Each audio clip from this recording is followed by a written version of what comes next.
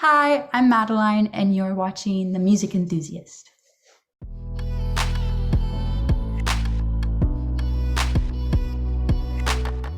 Hi, I'm Sarah from the Music Enthusiast, and today I'm here with Madeline. How are you? Hi, I'm good. Thanks so much for having me. I'm so excited. Of course, when I got your press release, I was like, "Who is this girl?" And I checked out Emergency Snack, and I was like, "Oh my god, I am literally obsessed." Ah, I have no idea. thank you. Thank you. Oh, that's so cool. No problem. So we're gonna talk about Emergency Snack. So Mhm. first question, where did the title come from? Because I don't think you say it once in the song. No, okay, so I don't. And basically, this was the first song my boyfriend and like my main collaborator, he's the producer, co-writer on the song, Jack Kleinig. So he kind of like he started, that little the synth line that opens it. He had that kind of playing in a session and we kind of like messed around with the track a little bit and kind of made a loop and he titled it Emergency Snack. And we kind of just left it like he always names his sessions something really fun, 'cause sometimes like if he's sending out a beat or something to somebody, like it's just fun to make it a cool title or a funny title. So it was Emergency Snack and we were kind of like that's kind of fun and we just always left it. Even when I got a press release, I was like Emergency Snack. I've never heard a song titled that. Yeah. Yeah. And like I guess I had always like I kind of like it when the song title like isn't in the song. And I know like it's got nothing to do with like what the song is about or anything. And like I don't know, like floating around other things that like were in the song, I was like, no, nothing feels as good as Emergency Snack. They do this for other songs too, like Guilty Conscience. Was that the same thing?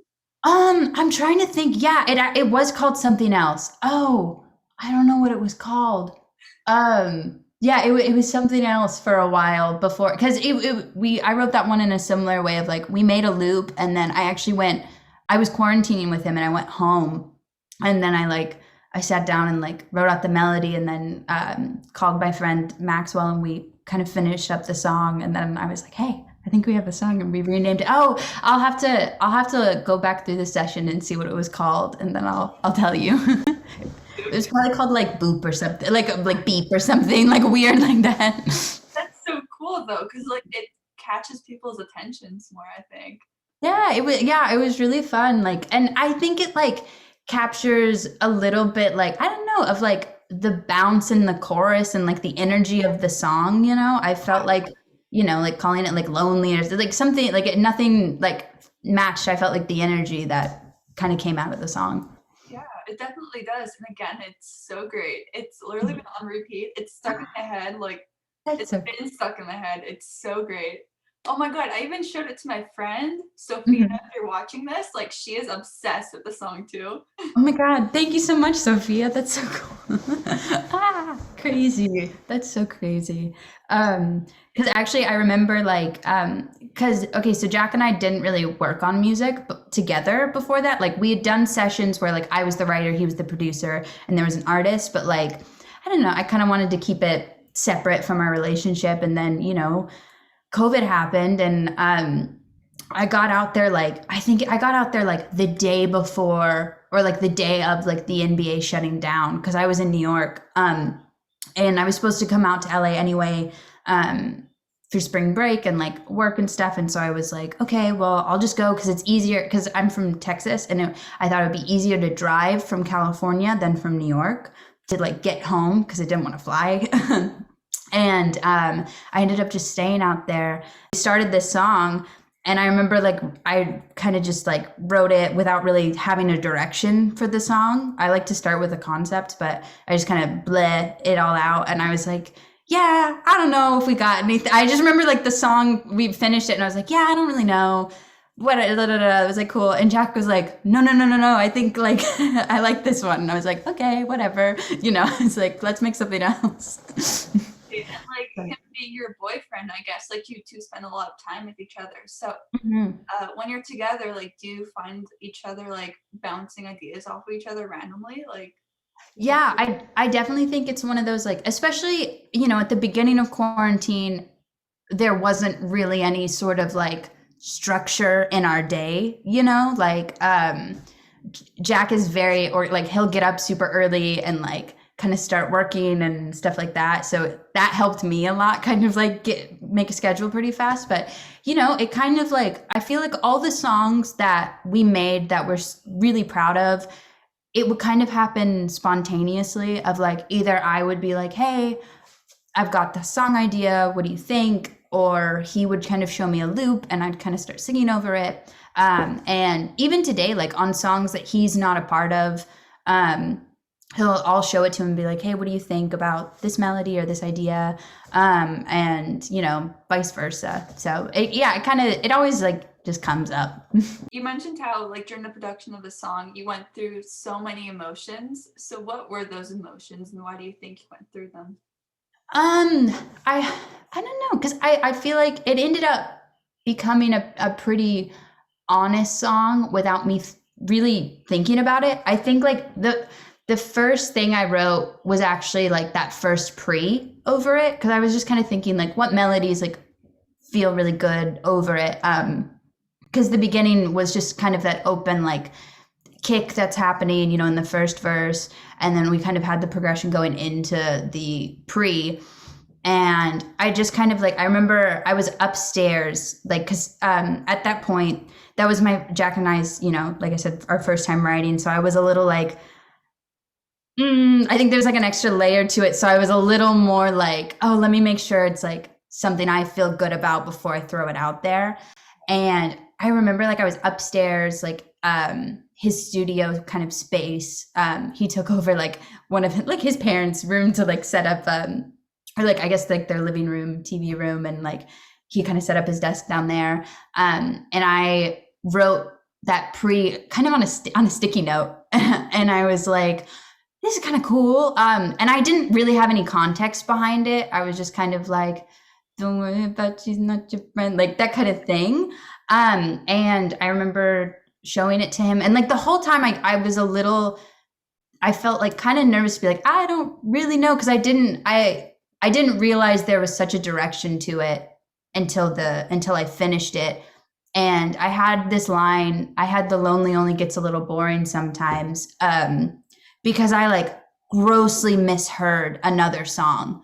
Like it was like not the line at all in a song. Like none of the words were actually in it. And I just remember being like, oh, it's like, I like that line. And then I like looked it up and I was like, that's not it. So I was like, oh, then I'll take it. I was like, so I had that kind of written down on a note, and I was like, oh, I really like that for a chorus. And it was kind of like I sat down and just kind of, I'd just write out a verse and be like, do you like this? And Jack would be like, yeah. And then like, that's kind of how the song got built, in a way of like, it really, really faster than I usually write. So yeah, I kind of felt like, I guess nervous was the word, to be like a little uneasy, kind of like, oh, I don't know where this is going, but like stuff just kind of kept coming out. So I was like, let's follow it. And then I looked back and I was like, there it is. And like, I think like it took me like a month, I think, after I like played it again, and I was like, oh wait, like this does like, it took I was actually, I think, the latest between like Evan and Jack, like to kind of like see the song in a weird way. It's so great. Like it sort of reminds me of like Haim mixed with like Maggie Rogers, like together. Yeah. Cool. Like the same, like I don't even know. Even Guilty Conscious is like that. I feel like Madeline is like this fun, like roll your windows down sort of beat. So how would you describe your music? Yeah, well, I think like you kind of nailed it. I would say Haim, one of my biggest influences. Like I kind of like have three artists, I would say, and it's Haim, Caroline Polachek, and Teddy Geiger are kind of like my absolute idols. Like all of those women are just absolutely incredible and inspire me in different ways. Like I heard Teddy Geiger's new song, Love Somebody. And like every time she writes anything, produces anything, just like blows my mind, and makes me really excited to make music. So I would say it's like my music, very synth driven, and kind of like I really enjoy a free floating kind of melody, and kind of within a pop structure, but also still kind of more of a like of a tight hook, because I love my favorite songs. It's like it's the singability of it that is my favorite part, and but also very like story driven lyrics. I think lyrics and are like one of the thing. It's the thing I spend the most time on, I think, in a song. And it really pays off because your lyrics are amazing and your vocals are incredible. Thanks. Thanks. Oh, that means so much. You have no idea. I think lyrics were something I really worked on for most of college. And that was the thing that I was always like, I really want to get better at this, and like getting into, how I wanted my music to come out. So that really means so much.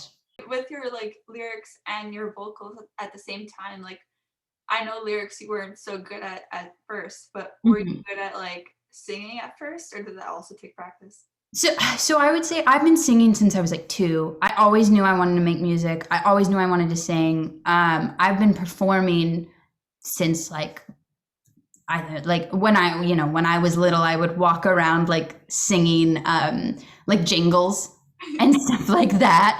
And like, my parents were like, we're in public, and so, I think the singing was always there for me. I always knew, like, I always had the confidence in that. That's what I would say. I always like had no problems getting up and like singing and performing and stuff like that. And like I went to a performing arts high school, and I was just surrounded by so many talented people that like constantly motivated me and inspired me. But I wasn't always writing. So I think that's the thing that like it took me some time to find confidence in my voice in that sense. Yeah. Mm-hmm. Well, it definitely paid off because again, your music is incredible. Thank and you. I'm so glad I found your music because you're one of my favorites at the moment. That's so cool. Thanks. Because of the song title, what's your go-to snack? Oh, okay. Go-to snack. Okay. I think Oreos. That's like the thing that all like, especially in quarantine. It's like when I was in New York, that's the thing I would always pick up from like the corner store, like late at night. I would just grab a little thing of Oreos, and like in quarantine, actually, I remember like Jack's dad would like come home with like groceries and be like, I got Oreos. And I was like, woo. And like, that's the thing that I'll always just like I'll always go in and eat. Well, I mean, they're So incredible. yeah, oh, so good. So good. The originals, like, do you like the flavors also? You know what? I gotta stick with the original. I do like a double stuffed, I will say. I think a double stuffed. And also, I'd never realized, I think it's like the Mandela effect, where it's like double stuff, and it's like, is it 1F, I think? And I remember like in quarantine looking at that being like, what? Oh my god. Like that was a whole conversation Jack and I had one night. So that's what we do. We'll make music and then like talk about stuff like that.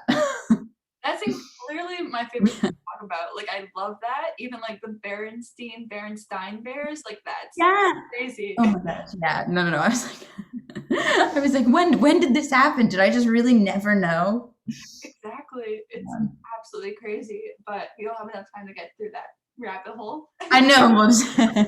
I'll pull up the list. Maybe another time we'll do another Zoom link and then we'll go through it. Oh, there it is. There it is. No music, just like Yes. Oh misconceptions. Last question. Do you have any favorite artists at the moment that you want to share? Oh my gosh. Okay. Well, I'm very fortunate to be like one of my favorite artists is actually my roommate, Miss Dana McCoy. I love waking up and hearing her sing in the morning and like hear her work on her music, and like sometimes we'll write together. I'm also a massive fan of Ella Jane. Oh my god, she's incredible. Absolutely killing it right now, and the nicest person. I love Laura Elliott. I love Elliott Skinner. Elliott Skinner is an incredible artist. I've got lots. Forrest Nolan is amazing, and again, like nicest person. Paris Alexa, Kate Harris. There's Jade. She's got a song called God, "In the yeah. Blues" out. She's really like my friend. Oh my gosh! Wait, Jade is like one of my best friends. Oh my God. That's crazy! Oh my god, that's crazy! There. Listen, small world. Here we are. Oh my gosh, we'll have to all like FaceTime and hang. That would be so fun. Yeah.